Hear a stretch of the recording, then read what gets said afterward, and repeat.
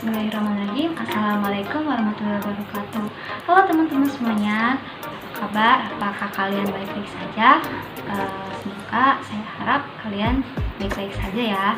Di sini khususnya di mata kuliah sejarah Afrika, saya dan teman-teman saya dari kelompok 6 akan menjelaskan tentang kolonialisme Perancis di negara Maroko. Sebelumnya saya akan memperkenalkan diri. Nama saya Anissa Nurul Fadilah dengan NPM 19217140. Assalamualaikum warahmatullahi wabarakatuh. Halo teman-teman, bagaimana kabarnya?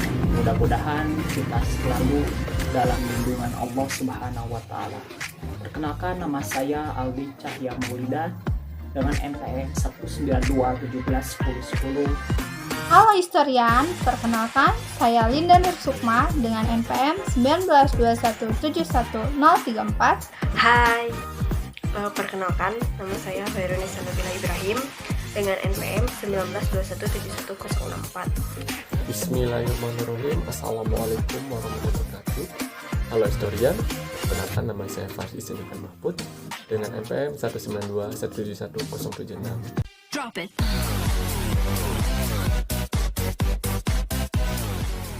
Maroko merupakan wilayah yang memiliki peradaban panjang yang terletak di Afrika Utara.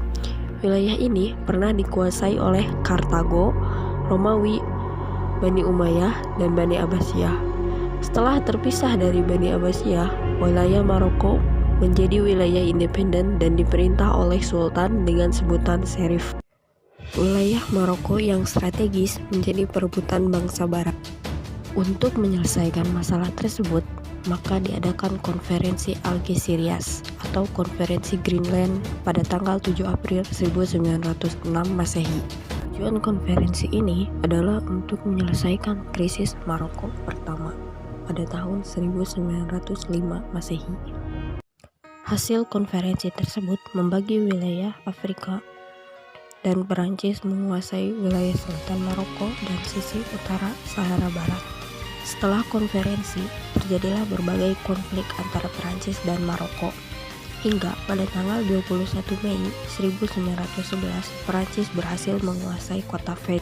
Pada tanggal 30 Maret 1912, Sultan Abdul Al-Hafidz menandatangani perjanjian Fez yang menjadikan penyerahan kedaulatan Maroko ke Perancis. Seluruh kebijakan ekonomi seharusnya didasarkan atas tujuan untuk memajukan masyarakat Bumi Putra. Penduduk Bumi Putra tidak boleh diancam, tidak boleh diperintah untuk kepentingan eksploitasi. Koloni adalah tempat tinggal bagi penduduk Bumi Putra dan orang-orang Eropa, walaupun politik pemerintah ditunjukkan untuk kemajuan penduduk Bumi Putra. Namun, pada kenyataannya, tujuan kebijakan ekonomi kolonial adalah untuk memajukan produksi dan membawa kemakmuran bagi penduduk di seberang lautan dan seberang Prancis. Caranya adalah dengan menaikkan standar hidup penduduk daerah Maroko. Pemerintah menganjurkan adanya industrialisasi di tanah-tanah koloni dan kerja penelitian untuk memperbaiki kualitas pertanian atau hasil lainnya. Selain tanahnya yang subur, sumber kekayaan alamnya juga menarik modal asing untuk masuk ke Maroko. Krisis Maroko yang terjadi hingga 2 kali membuktikan adanya persaingan di antara negara-negara kapitalis barat untuk memperoleh keuntungan yang sebesar-besarnya di negeri tersebut. Akan tetapi, sejak tahun 1912, setelah Maroko menjadi daerah protektorat Perancis, maka pengusaha-pengusaha dan model Perancislah yang memperoleh banyak kesempatan untuk melakukan eksploitasi di daerah tersebut. Hasil pertambangan yang menduduki tempat tertinggi adalah fosfat, kemudian disusul oleh batu bara, besi, mangan, timah hitam, seng, dan kobalt. Pertambangan fosfat dikuasai oleh perusahaan Hofis Servien des Phosphates yang didirikan pada tahun 1920. Pertambangan lainnya juga dikerjakan oleh kongsi-kongsi dagang swasta.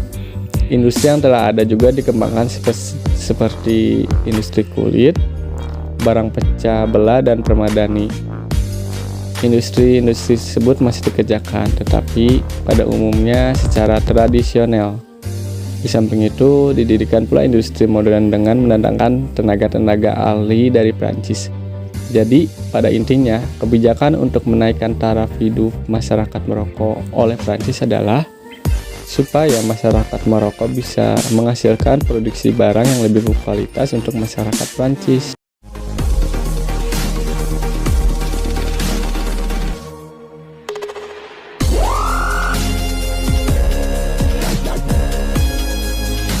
Dampak penjajahan Prancis di Maroko dalam bidang politik. Yang pertama, adanya politik asimilasi yang berkaitan erat dengan usaha perwujudan blok Prancis. Pada kala itu, Prancis mengalami kekurangan warga negara atau defisit sumber daya manusia. Sedangkan untuk menunjang kegiatan perekonomian, Prancis membutuhkan banyak sumber daya manusia yang terdidik dan memiliki keahlian. Nah, untuk memecahkan masalah tersebut, Prancis berusaha untuk menggabungkan penduduk Prancis asli yang berada di Eropa dengan penduduk yang wilayahnya dijajah oleh Prancis. Apabila hal ini dapat diwujudkan, maka mereka semua harus berbahasa dan berkultur Prancis dan semuanya akan diwakili dalam satu parlemen yang berada di Paris. Selain itu, jika usaha perwujudan blok Prancis ini berhasil, maka mereka akan bisa membantu Prancis ketika berada dalam peperangan ataupun membantu dalam perekonomian. Bagi Prancis, penyatuan penduduk Prancis asli dan penduduk yang wilayahnya dijajah oleh Prancis menjadi tidak masalah karena Prancis sudah menganut liberalisme yang mana mereka menghapuskan strata sosial. Nah, di Maroko sendiri, Prancis berusaha menghapuskan bahasa dan kebudayaan Maroko dengan cara menghilangkan bahasa Maroko dan kebudayaan Maroko tersebut dalam pendidikan serta menggantinya dengan bahasa dan kebudayaan Prancis. Dan yang terakhir, masuknya lembaga pemerintahan Prancis bersatu dengan sultan dan lembaga awal yang berada di Maroko.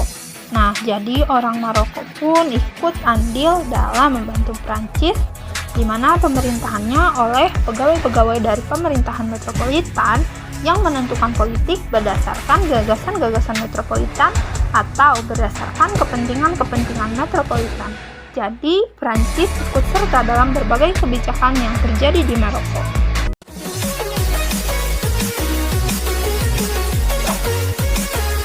Perlawanan rakyat Maroko dalam melawan penjajah tidak akan terlepas dari tokoh yang bernama Muhammad bin Abdul Karim Al-Khattabi. Setelah ia bebas dari penjara, Muhammad bin Abdul Karim Al-Khattabi langsung mengumpulkan orang-orang Rif Maroko yang berjumlah 3.000 personil. Dengan kecerdasannya dan talenta keperwiraannya, Muhammad Al-Khattabi kemudian menemukan strategi baru guna melawan penjajah. Strategi tersebut diberi nama Harb al-Shahabat atau perang gerilya. Muhammad Al-Khattabi merupakan penemu taktik gerilya dalam pertempuran atau dalam perang, yang kemudian hari digunakan oleh beberapa negara seperti Vietnam. Untuk melawan pemberontak di Rif, Raja Spanyol yaitu Alfonso XIII mengirimkan sejumlah pasukan besar yang dipimpin oleh Jenderal Sylvester dengan 60.000 tentara untuk melawan pasukan muslimin yang berjumlah 3.000 personil. Pada tanggal 22 Juli 1921 terjadilah pertempuran yang dikenal dengan Pertempuran Anwar. Pertempuran tersebut dimenangkan oleh kaum muslimin dengan taktik gerilyanya dan membuat terowongan hingga ke musuh. Taktik tersebut membuat tentara Spanyol sejumlah 20.000 orang tewas, sedangkan di pihak muslimin adalah 1.000 orang yang insya Allah syahid. Kekalahan tersebut menjadikan Spanyol mengalami krisis di negaranya, bahkan menjadi sebab runtuhnya kerajaan Spanyol dan dibentuknya Republik Spanyol. Setelah mengalahkan Spanyol, Syekh Muhammad Al-Khattabi beserta pasukannya menghadapi tantangan baru, yaitu melawan Prancis. Karena Prancis menilai bahwa perlawanan yang berasal dari Rif Maroko ini merupakan ancaman besar dan membangkitkan semangat nasionalisme Islam di Maroko. Maka pada tahun 1926 Masehi, Prancis mengirim Marshal Al-Qatain ke Maroko dengan jumlah pasukan sebesar 50.000 tentara guna melawan pasukan pimpinan Syekh Muhammad Al-Qatobi yang berjumlah 20.000 tentara. Pertempuran tersebut berhasil dimenangkan oleh kaum muslimin. Maka untuk melemahkan kaum muslimin, Prancis melakukan siasat dengan melakukan perundingan dengan Syekh Muhammad Al-Qatobi. Prancis memberikan angan-angan bahwa memberikan jaminan kepada kaum muslimin dan memberi kehidupan yang aman serta merdeka pada penduduk Maroko.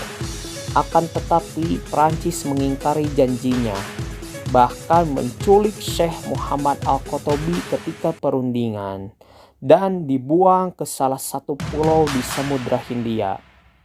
Akibat diculiknya Syekh Muhammad Al-Qatobi, perlawanan melawan Prancis pun berakhir karena tidak ada sosok pemimpin yang disegani oleh kaum muslimin di Maroko.